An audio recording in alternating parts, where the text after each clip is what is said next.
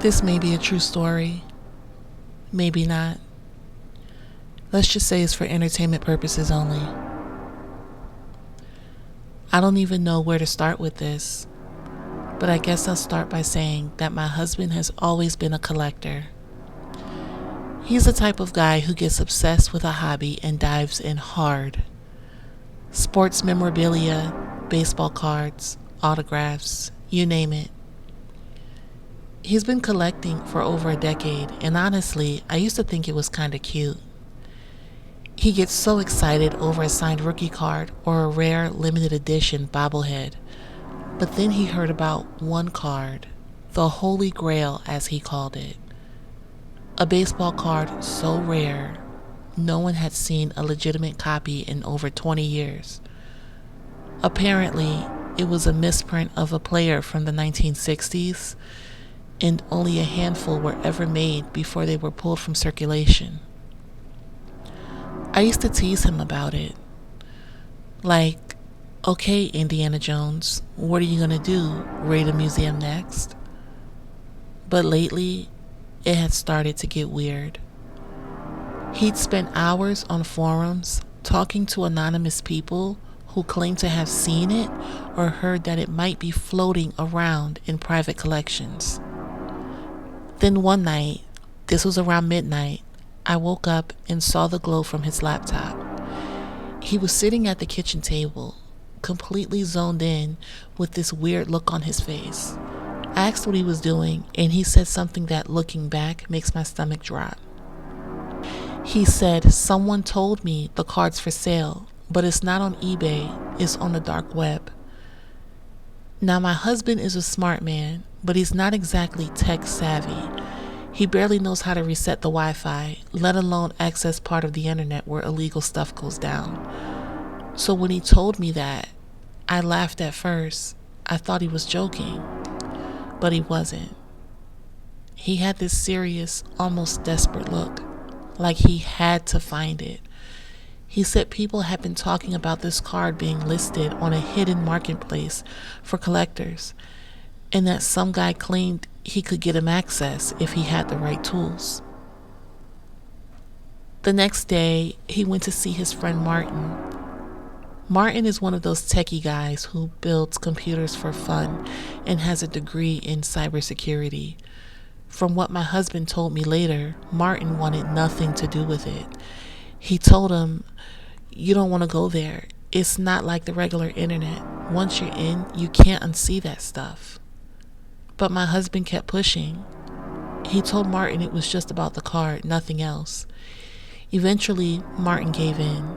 He said he'll show him how to get on, but that was it. He wasn't going to buy anything or go deep.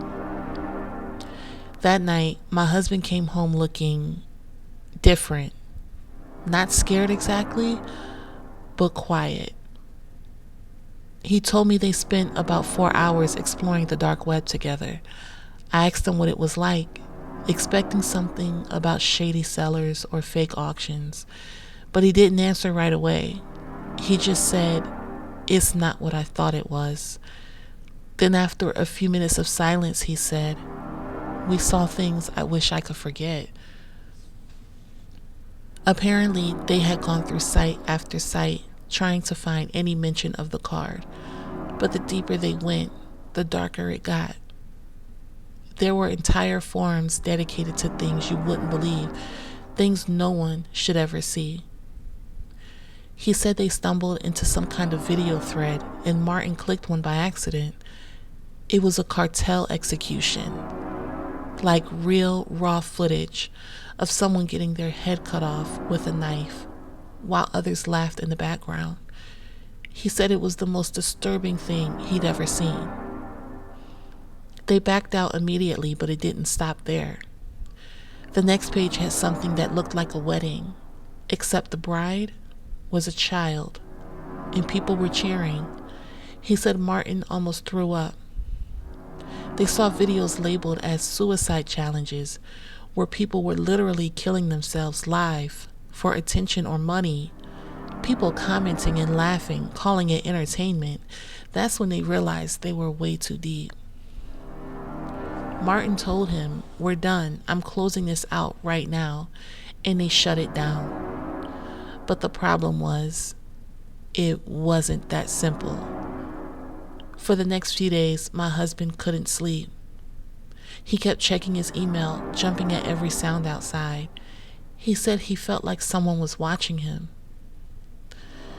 Then, one night around 3 a.m., his phone rang. It was a blocked number. When he answered, there was just silence, and then someone whispered, "You shouldn't have looked." I thought he was messing with me at first, but then it happened again. 2 nights later, we both heard the home phone ring, something that never happens anymore. He picked it up, and this time there was a sound. Static. And then a voice saying, "We know what you saw." After that, things got worse. His email inbox started filling with weird, encrypted messages. He'd open one and see an image of our street corner, like it was taken from a security camera. The next one would have coordinates. The next, just a photo of our house. I begged him to delete everything, to go to the police, but he refused. He said if I admitted he'd been on the dark web, he might get in trouble. But we didn't have a choice for long, because about a week later, 2 men in suits showed up at our door. They flashed badges, FBI. They asked if my husband was home and requested to ask a few questions. They said his name had come up during an investigation into a dark web sting operation. Apparently, one of the sites he visited was under surveillance. And since Martin had used a VPN registered to his actual address once by mistake, they were flagged. They didn't arrest him, but they confiscated his computer and phone. They asked him everything, from why he was there to what he saw to who gave him access. He told them the truth. He was just looking for a damn baseball card. The agents didn't laugh. They told him he was lucky, actually, that he hadn't clicked on the wrong file or made a purchase, because that alone could have landed him in federal prison. For the next month, however, we lived in hell. Unmarked cars parked across the street, plainclothes agents checking in, random phone calls that would hang up as soon as we answered. It felt like our house was bugged. Every time the phone rang, my husband jumped like he'd been shocked. We barely slept, barely ate. He said he kept seeing flashes of the images in his mind, like his brain couldn't delete them. Finally, after about 5 weeks, the surveillance stopped. The FBI told him he wasn't in trouble, that he wasn't the target, but they warned him never to access the dark web again, no matter what. They said something I'll never forget. One of the agents looked right at me and said, "People think the dark web is a place for secrets. It's not. It's a graveyard for souls who think curiosity can't hurt them." That night, my husband deleted every file, every backup, every account tied to that world. He boxed up all his memorabilia, the whole collection, and put it in storage. He said he didn't want anything to do with it anymore. Sometimes, late at night, I still catch him staring at the computer screen like he's remembering. He doesn't say much about what he saw that night with Martin, but once he told me something that chilled me to my core.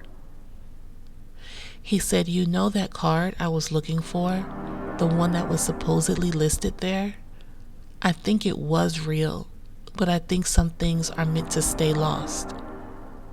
He doesn't collect anymore, and I don't ask questions about it, because whatever he saw in those 4 hours on the dark web, it changed him. And honestly, I think it changed me too.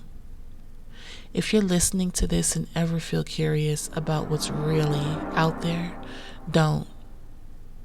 Some doors aren't meant to be opened, and some things aren't worth finding, no matter how valuable you think they are.